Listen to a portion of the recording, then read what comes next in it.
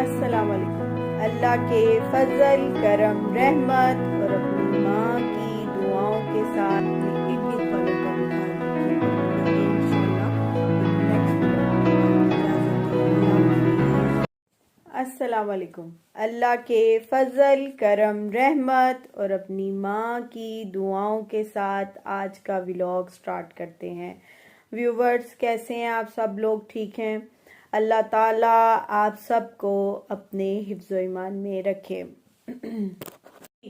تو story time ہمارا start ہونے لگا ہے۔ تو سٹوری ہماری جیسا کہ ہم پڑھ رہے تھے جادوئی گھوڑا، تو اس کا نیکسٹ پارٹ اب سٹارٹ کرتے ہیں۔ اور ویورز آپ کو ولاگ اچھا لگے تو سبسکرائب کرنا چینل بالکل نہ بھولیے گا۔ تو اب سٹوری سٹارٹ کرتے ہیں۔ تو کل ہم نے جہاں اینڈ کیا تھا وہ تھا کہ گھوڑا جو انسا تھا اس نے وہ جادوگر سے لیا، اور وہ گھوڑا ایسا ہے کہ وہ آگ کے شعلے منہ سے نکالتا ہے۔ جی، تو اگلا حصہ سٹارٹ نکالتا ہے اور پروں کے باعث ہوا میں بھی پرواز کرتا ہے، اڑتا بھی ہے۔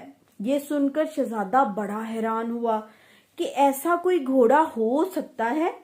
ماموں پرویز نے ابھی چند دن پہلے ہی خراساں کی حکومت پر قبضہ کر کے اقتدار سنبھالا تھا، مگر اس کی بری فطرت نے سب لوگوں کو پریشان کر ڈالا تھا۔ ہر کوئی اسے شیطان کہہ کر پکارتا تھا۔ عجیب القابات گھوڑے کے باعث لوگوں میں پرویز کا خوف بیٹھا ہوا تھا۔ ہر کوئی سہما سہما دکھائی دیتا تھا۔ شہزادے فیروز کو وہ لوگ بھی ملے جن کے جسم پر چہرے گھوڑے کے شعلے برسانے کی وجہ سے جھلس چکے تھے۔ جوں جوں پرویز کی شکایتیں شہزادے فیروز کو سنائی دیتی گئیں توں اس کا غصہ بڑھتا گیا۔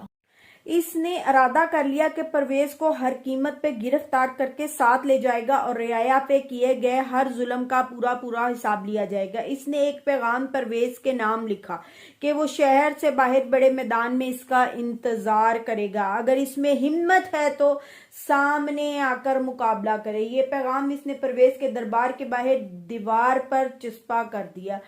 جلد ہی شہزادے کا پیغام پرویز تک پہنچ گیا۔ پرویز آگ برسانے والا گھوڑا پا کر کچھ زیادہ ہی نڈر ہو گیا تھا۔ اس نے بجائے سپاہیوں کی مدد سے شہزادے کو گرفتار کرانے کے تنہائی اس سے نمٹنے کا فیصلہ کر لیا۔ اس نے اپنا سیاہ جادوئی گھوڑا نکالا اور اس پر سوار ہو کر میدان کی طرف راہ لی۔ ادھر شہزادے نے دیہاتی لباس اتار کر اپنی آئینی لباس پہن لیا اور وہ گھوڑے پر سوار ہو کر پرویز کا انتظار کرنے لگا۔ اسے زیادہ دیر انتظار نہیں کرنا پڑا۔ بادلوں میں پرویز کا پروں والا گھوڑا دکھائی دینے لگا اور وہ اپنے بڑے بڑے پروں کو چیل کی طرح پھیلائے محو پرواز تھا۔ پرویز کو بڑے میدان میں فیروز کا گھوڑا دکھائی دیا تو خوش ہو گیا، کیونکہ فیروز بالکل تنہا تھا، دور دور تک کوئی دکھائی نہیں دے رہا تھا۔ پرویز بڑے تکبر سے زمین پر اترا، فیروز کو دیکھا، کہکا لگانے لگا۔ فیروز نے اسے للکارا کہ ہنسی مذاق کی بجائے دو ہاتھ ہو جانے چاہیے۔ ماموں پرویز کے پاس بے شک جادوئی گھوڑا تھا، مگر وہ ایک بوڑھا شخص تھا، جبکہ فیروز جوان لڑکے کے فن میں خوب ماہر تھا۔ دونوں نے اپنی تلواریں نکالی اور ایک دوسرے پر چڑھ دوڑے۔ کافی دیر تک دونوں کے درمیان شمشیر زنی ہوتی رہی۔ اچانک پرویز نے اپنے گھوڑے کی باگ کھینچی تو اس نے اپنے کانٹے دار دم شہزادے فیروز پر دے ماری۔ فیروز کو ایسی توقع نہیں تھی۔ وہ گھوڑے سے گر پڑا۔ اگلے ہی لمحے جادوئی گھوڑے کے منہ سے آگ کے بڑے بڑے شعلے نکلے اور شہزادے فیروز کو جلانے کی کوشش کرنے لگے۔ فیروز زمین پر لوٹیاں لگا کر آگ کے شعلوں سے بچتا رہا، یوں گول گول گھوم کر تو بچنے کی پوری کوشش کرتا رہا کہ کسی طرح گھوڑے کے نزدیک پہنچ جائے۔ اچانک اس کے دماغ میں کچھ خیال آیا تو وہ اس نے بے مقصد ادھر ادھر کلا بازیاں لگانی شروع کر دیں۔ پرویز اس کا نشانہ لے کر اس پر آگ برساتا، مگر وہ اس کی زد سے نکل جاتا۔ یہ دیکھ کر پرویز جھنجھلا سا گیا اور اسے گھوڑے کے پیروں تلے روننے کی کوشش کرنے لگا۔ فیروز بھی یہی چاہتا تھا۔ یہ ترکیب کارگر ثابت ہوئی۔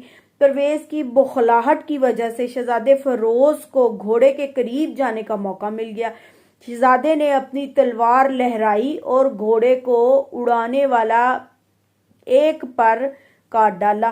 اس پر گھوڑا بپھر گیا اور زور زور سے پاؤں پٹکنے لگا۔ پرویز کے لیے گھوڑے پر قابو رکھنا دوبر ہو گیا تھا۔ اس نے بڑی کوشش کی وہ گھوڑے کو سنبھال لے، مگر گھوڑا بہت زیادہ بدحواس ہو چکا تھا۔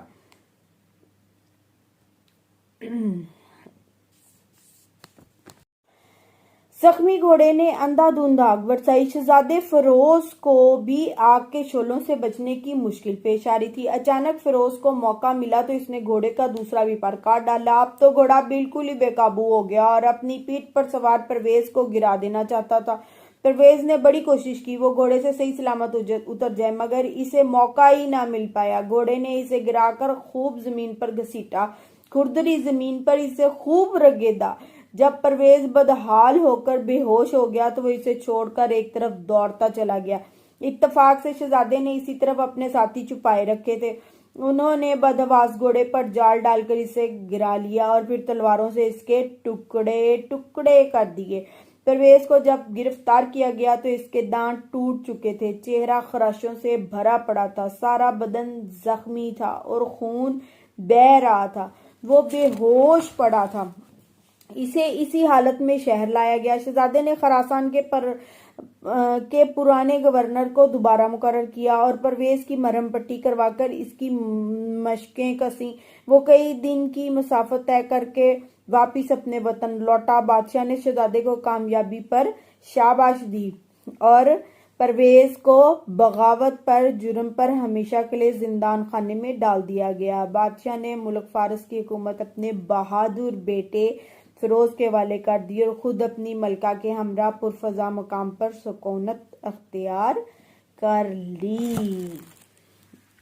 تو جی ویورز، آپ کو ولاگ اچھا لگے تو لائک شیئر سبسکرائب ضرور کیجیے گا۔ اپنا بھی خیال رکھیں، اپنے ارد گرد والوں کا بھی خیال رکھیں اور ملیں گے انشاءاللہ ایک نیکسٹ ولاگ کے بعد۔ اجازت دیں، اللہ حافظ۔